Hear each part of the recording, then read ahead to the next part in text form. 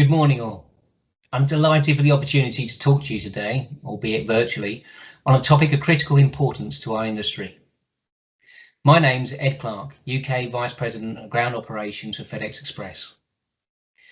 As many of you will know, FedEx Express is an industry leader with a significant national and global footprint. We're the biggest cargo airline in the world, operating nearly 700 aircraft and connecting 99% of the world's GDP. Sustainability appears to be one of the defining issues of our industry in this decade ahead, and I see it as an increasing part of my job, and indeed the job of all businesses, to engage in bigger societal discussions and actions to work collaboratively to develop smart solutions for today's climate challenges.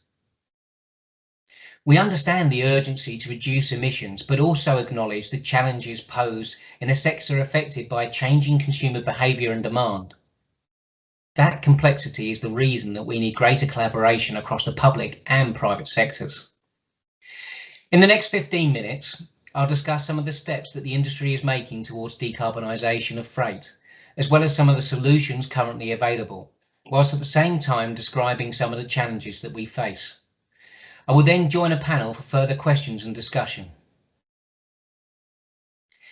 In the past year or so, it's shown the world how important the logistics industry really is. With so many parts of life seemingly grounding to a halt early last year, it was as if a cloak had been lifted to show people just how much they depended on logistics companies. Whether it was delivering essential office equipment to help people in their transition to remote working, ensuring food or other vital retail goods reach critical parts of societies, or more recently in the distribution of the COVID-19 vaccinations, the world suddenly knew how big a part logistics played in day-to-day existence.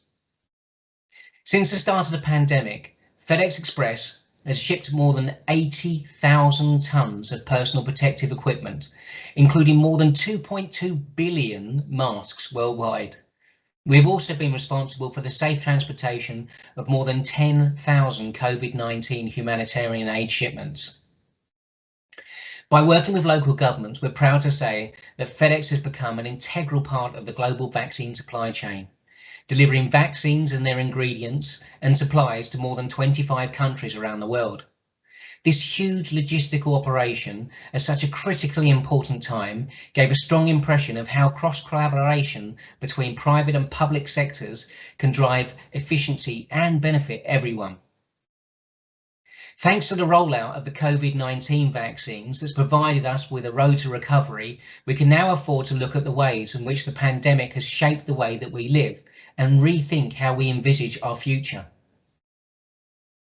A year of national and regional lockdowns had propelled e-commerce growth faster than we could have imagined, accelerating demand for fast and easy access to goods, with research by the Retail Economics showing that 53% of retail sales will be online by 2028. It's essential that we meet this demand in a sustainable and responsible way. The e-commerce boom means that we now have more goods flowing into our cities than ever before. That in itself has intensified the focus and the role of logistics companies into building more sustainable cities. The United Nations Sustainable Development Goals place transport mobility firmly on the global agenda. Logistics is emerging as a necessity in devising sustainable transport solutions for every city. Our challenge as an industry is to meet and respond to a growing need for logistics services by making delivery services sustainable well into the future. The key question we industry leaders find ourselves asking is this: how do we balance the demand for goods and the essential involvement of logistics companies in answering that demand against our environmental responsibilities? Cities occupy just a fraction of the world's land, but consume 75% of its natural resources and account for 80% of the greenhouse gas emissions. The UK's 63 largest towns and cities account for almost half of all the CO2 emissions, with London alone accounting for 11% of the total. Supplying these urban cities sustainably is at the heart of the balance that I've just referred to. As we come through the pandemic and the economic conditions begin to improve, it's clear to see that this demand for easy, accessible and readily available shipping services will only continue to soar. The shift is predicted to generate a 36% rise in delivery vehicles in our inner cities. And as a result, emissions from last mile deliveries may rise by 30% in the next 10 years. Demand for urban last mile delivery is anticipated to grow by 78% in the same period. Despite this tension between the consumer demand and the need for sustainable shipping solutions, it's encouraging to see that there's a real importance being placed on the concept of bouncing back greener. At a macro level, the new Biden administration has made climate action central to its policy agenda, with the president pledging to reduce US emissions by at least 50% by 2030. The EU recent 672 billion recovery fund has almost earmarked 37% of the total expenditure exclusively for projects that support climate objectives. And closer to home, Prime Minister Boris Johnson has announced that the ambitious new commitments to reduce the UK emissions by 78% by 2035. Action is clearly being taken from the top down, but these are not problems that would be solved by governments alone. Individuals and industries must also play their parts. As a sector, we must work together to respond to the needs of countries, communities, and citizens, whilst proactively addressing the environmental impact of sustained demand. The global logistics industry is already making great strides that drive towards a more sustainable shipping. FedEx's own efforts in environmental sustainability have been long-standing and delivered significant reductions in carbon emissions across all our facilities, road, air network over the years. We've reduced our CO2 emissions intensity by 40% since 2009, and in the last fiscal year, we averted more than 3 million metric tons of CO2 emissions as a result of our fuel and energy saving initiatives. We have and can make significant progress with these ambitious and focused efforts. However, we're acutely aware that what we do next is critical to reaching a sustainable future. That's why we recently announced a bold goal of achieving carbon neutral operations globally by 2040. This target will see us drive down emissions across our operations, implementing zero emission solutions, innovative technologies, and scaling up our use of renewable energy to decarbonise our business.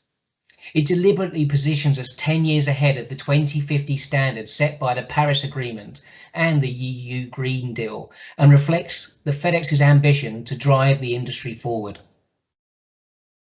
As part of this global plan, we've designed an initial investment of more than $2 billion to 3 key areas: vehicle electrification, sustainable energy, and carbon sequestration. A major milestone, particularly important for our European business, given the size of our ground network, will be the electrification of our pickup and delivery fleet by 2040. This will be accomplished through phased programs to replace the existing vehicles. By 2025, for example, 50% of the FedEx Express global pickup and delivery vehicles and their purchases will be electric. This will be rising to 100% of all purchases by 2030. To achieve these goals, an open and ongoing dialogue and partnership with governments and city planners will be vital. While they look to us and other logistics firms to drive change across the private sector, we will rely on them to provide the funding and the infrastructure to support that change. Whilst it's important to look ahead and explore new ways of reducing our carbon footprints, there are also solutions that are currently in place within the logistics industry that we should continue to explore. Smarter use of rail could take delivery vans off the roads and get more packages into the city centres faster. Reducing the distances covered by road and focusing on rail could lead to emission reductions of up to 26%. At FedEx, we're currently piloting a rail freight project in the UK, which involves advising the rail provider on the operational improvements to support quick turnaround and for increased capacity on the vehicles. This live trial is due to start in the coming months, and we're looking forward to seeing how this project will further expand our focus on leveraging rail connections as a feasible shipping solution. Early last year, we saw the dramatic impact the pandemic was having on the volume of traffic on our roads, with reports that the UK road travel had plummeted by as much as 73% to levels not seen since 1955. After experiencing less traffic and emissions on the road, it's clear that the volume of traffic has already returned to pre-pandemic levels within our cities. As an industry, we should also be prioritising the zero emission solutions already available, such as electric bikes, electric scooters and foot couriers. However, there are major infrastructural barriers that we need to overcome to fully roll out these solutions. Current charging infrastructure cannot yet support a move to fully electric solutions. Logistics and depots are often located far outside the city centres. Again, the relationship between logistics providers and city planners should play a fundamental role in the future of our urban centres. This consultation between the public and private sectors should also address what we call logistics sprawl. For decades, we have seen this trend of relocating logistics warehouses and facilities from inner urban areas to suburban and ex-urban areas, driven by land scarcity and the search for economies of scale. However, greater distances can result in more miles on road and higher emissions. Bringing logistics closer to the heart of the cities would make it easier for the transportation companies to operate in more sustainable ways, deploying a range of transport modes such as cargo bicycles, foot couriers, in order to help minimise the impact of the last mile delivery in our urban cities. The environmental challenge we face will not wait. The past year has shown what good things can happen with great cross-collaboration between private and public sectors.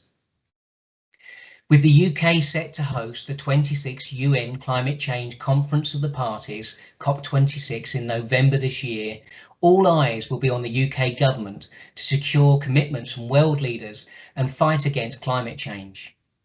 Sustainability is one of the key defining issues of the decade ahead, and we are going to be closely following the outcomes of this conference to set out the framework and the responsibility for businesses across the globe. As we work collectively to make our cities and communities more sustainable, we must balance meeting the growing needs of the business and consumer demand for movement of goods on one hand, with a sensitive response to sustainability challenges on the other. Decarbonisation of global transportation businesses is no small feat. But as we build from the lessons that we've learned so far in the pandemic, we're optimistic and enthusiastic to see how this will change our industry and society for the better. Thank you.